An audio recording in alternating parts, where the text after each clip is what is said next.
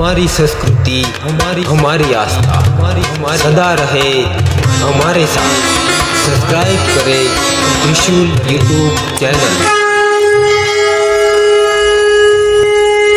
गीता, भागवत गीता। महाभारत के युद्ध भूमि कुरुक्षेत्र के मैदान में जब अर्जुन युद्ध के समय ये कहने लगा, हे मधुसूदन, हे देवकी नंदन, जो मैं युद्ध करने जा रहा हूँ वह तो मेरे सारे अपने हैं, मैं उनसे युद्ध कैसे कर सकता हूँ। सामने मेरे भाई है, मेरे गुरु है, मेरे पितामह है, तो हे मधुसूदन, मैं अपनों से युद्ध कैसे कर सकता हूँ। इस तरह की भाषा अर्जुन बोलने लगा और अपना धनुष नीचे रख दिया। तब श्री कृष्ण ने कुरुक्षेत्र के युद्ध भूमि के मैदान में गीता का जो अर्जुन को ज्ञान दिया, वह सारा गीता का ज्ञान आज समस्त मनुष्य जाति के लिए अमृत है।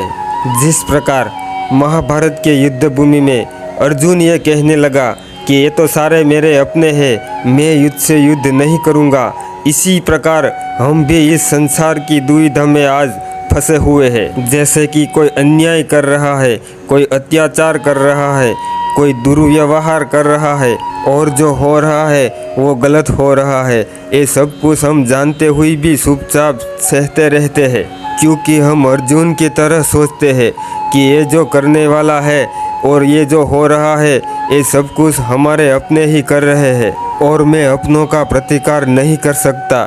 यह भाषा अर्जुन की ही भाषा हम बोल रहे हैं। श्री कृष्ण ने गीता में अर्जुन को यही कहा है कि जिस कार्य और जिस प्रवृत्तियों को करने से हमारा और पूरे समाज का नुकसान हो रहा है, तो वो कार्य करने वाला हमारा अपना ही क्यों ना हो, हमें उसका प्रतिकार करना चाहिए। आप सभी महाभारत के उस घटना के बारे में भली भांति जानते होंगे, कैसे कौरवों की सभा में पांडवों के साथ अन्याय किया गया और तो और भरी सभा में एक नारी का वस्त्रहरण किया गया और भरी सभा में उसे लज्जित किया गया।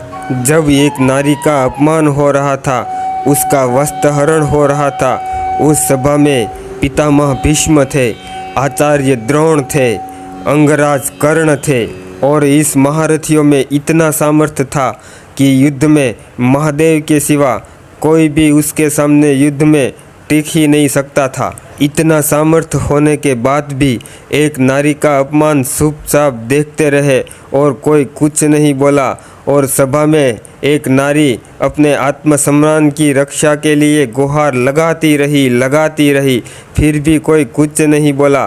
तब भगवान श्री कृष्ण ने एक अबला नारी के आत्मसम्मान की रक्षा की और जब महाभारत के कुरुक्षेत्र में युद्ध हुआ, तब इतना सामर्थ्य होने के बाद भी पांडवों के सामने कोई टिक नहीं पाया, क्योंकि वासुदेव श्री कृष्ण पांडवों के साथ थे और वो अर्जुन के सारथी इसलिए बने क्योंकि उसके साथ धर्म था। भगवान श्री कृष्ण ने गीता से माध्यम से हमें ये संदेश दिया है कि अधर्म चाहे कितना ही बलशाली क्यों ना हो, धर्म के सामने वो कभी टिक ही नहीं सकता, कभी धर्म को हरा ही नहीं सकता।